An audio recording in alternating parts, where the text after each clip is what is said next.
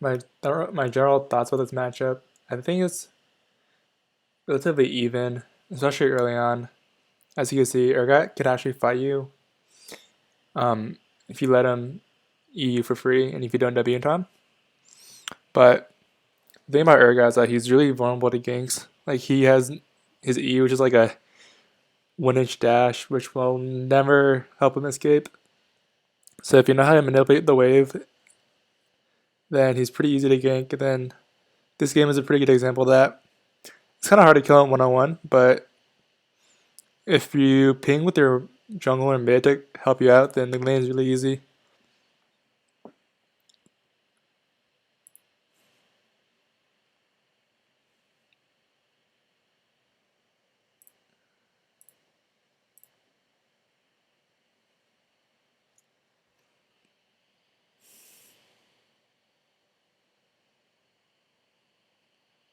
So right here, I'm letting him push me in because I can't walk up to CS or else he's gonna hit me with the E and then I'm gonna lose half my HP.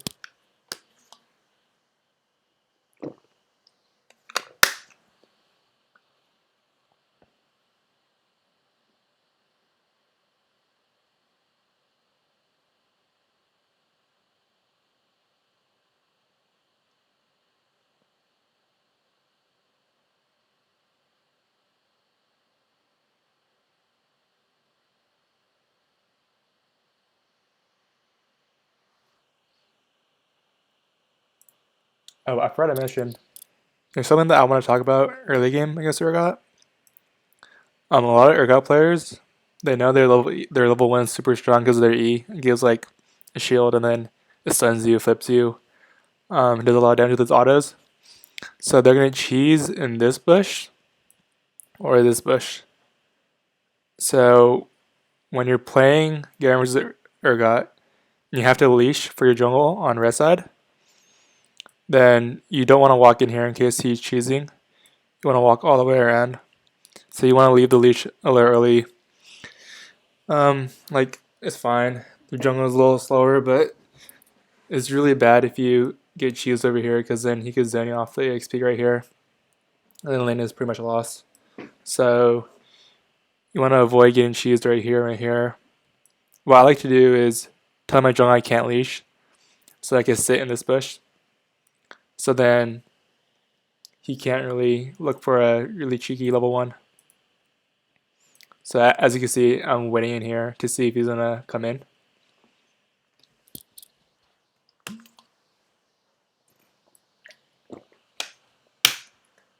Then I go sit in here.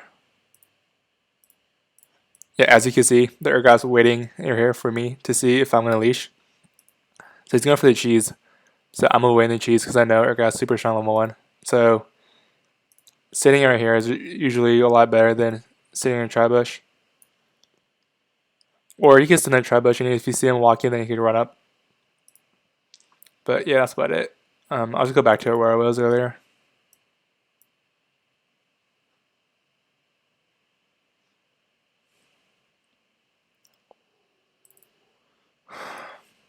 So Urgot's going for the grab.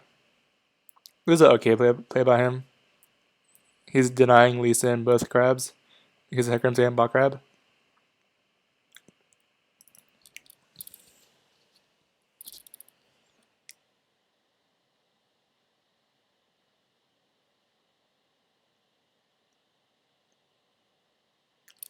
So right here, I have a stacked wave, so I want to crash this and get a reset off. So I'm going to last hit really slowly so that the 2 waves stack up.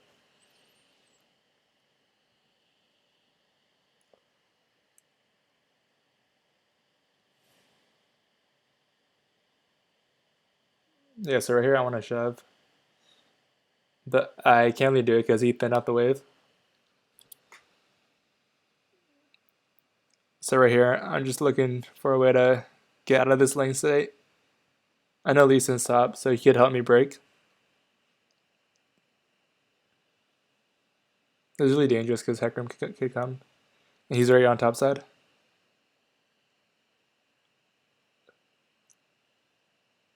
Yeah, so I ping Lee Sin to come help me break this freeze. I can't say YOLO and do it myself. This is really bad on me.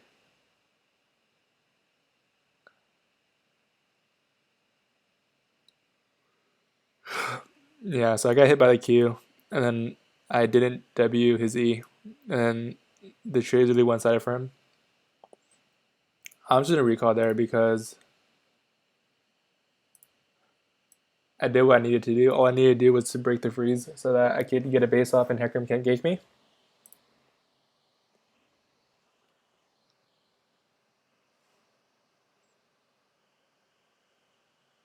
And then this is not gonna freeze. Yeah, he has 4 minions, but half of them, or 3 of them, are half HP.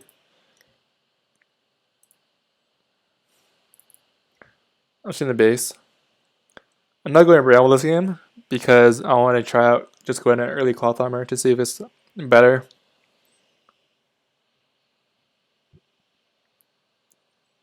I'm not too sure. I'm not too sure which one's better, but I need to play out the matchup a lot more. I haven't ran into a lot of Urgots lately, so it's hard to say.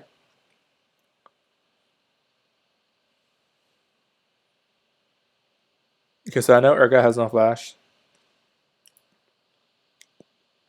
and I'm gonna let the wave push into me because I want to make him use his TP, or else I have a freeze.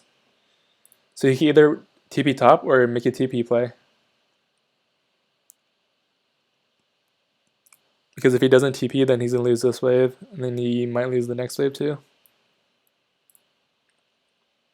And I'm even in CS, which is really good for me. So he goes for a TP play.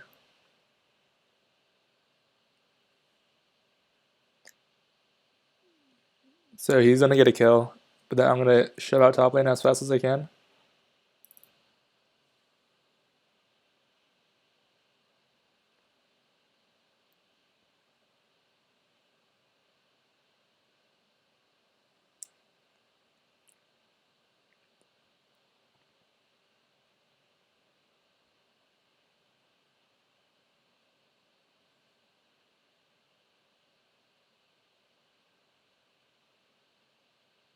I'm greeting for a play here. It's probably better to just recall, because then I have better tempo, but by getting them plate and I'm up 17 CS, I'm ahead in goal because 17 CS was like a kill, and I got the plate. So I have enough for tier 2 boots. So I'm gonna just Q spam back to lane, get there as fast as I can. I'm also running to resolve this game.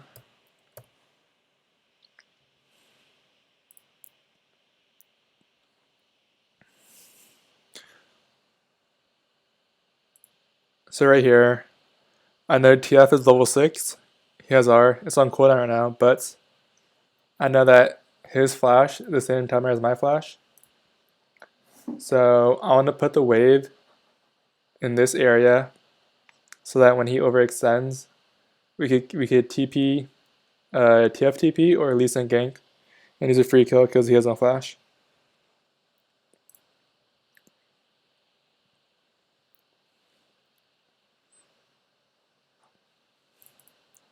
So that's my goal. My goal is to put the wave in this position when TF has ult. But TF's ult is 1 minute, so me holding this wave right here doesn't really do anything. So that's why I'm just gonna clear it. Like, yeah, sure, I could have froze it, but it doesn't really do much because then TF can't come and Lee Sin's bot side.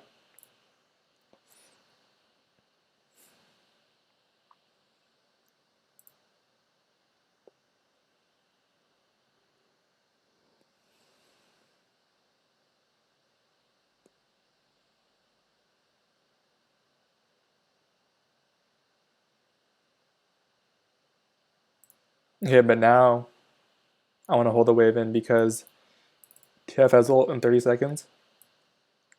So if I could just hold this wave, and Lee Sin went on a base, so he's coming top. So if I could hold this wave in its position when he still doesn't have flash, he's a free kill.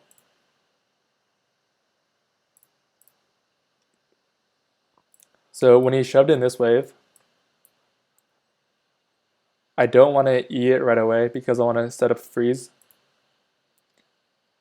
so that he has to overextend on the next wave, and then we could kill him because Lee Sin's pathing top, as I said earlier.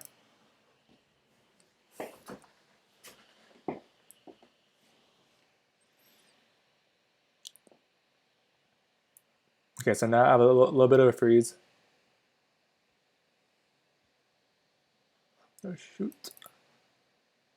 And he has to overextend without flash, so it's really scary for him. So I'm gonna hold the minions in this area because I know Lee Sin's top, so he could come top whenever he has time. And TF could run with R because it's almost up. I think a couple seconds. So I pull the minions down this way so that the wave is in this right in front of my tower. And the only way for him to get CS is if he walks up. So now he's overextended.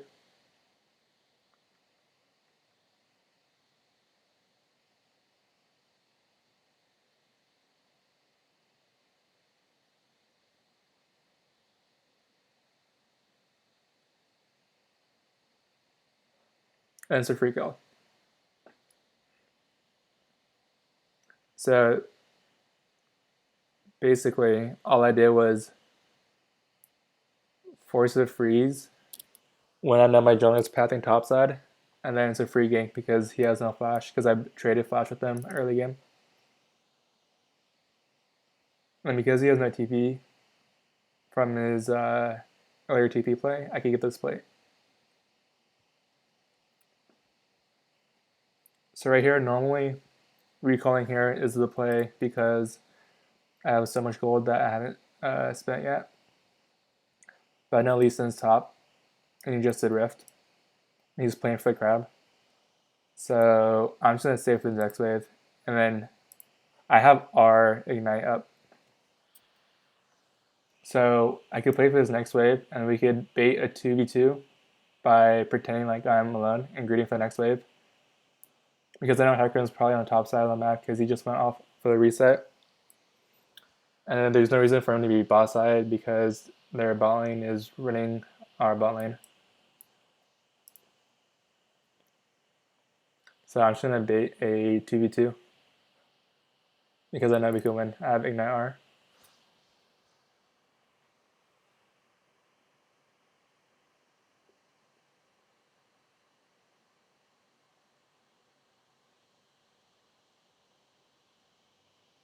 Yeah, so it's pretty free. This play is only bad if Lee Sin's on top. If he's not top during crab, then I would have recalled with 1100 gold. But that's just like another thing you could do in laning phase to try to create a lead or extend your lead. You could bait a 2v2 by pretending like you're overextending for a wave. But that's about it. So I'm up 600 gold. I'm level 9, he's level... So I'm a level ahead. And then I'm in a really good spot. I would like to show the other parts of the lane, but there's really much to show because Aphelios is top now. And Urgot doesn't really come back top. So yeah, that's just like a quick overview of what you could do against the Urgot matchup and how you could set up the wave for a gank. And yeah, thanks for watching, and hope you guys learned a thing or two and good luck in your games.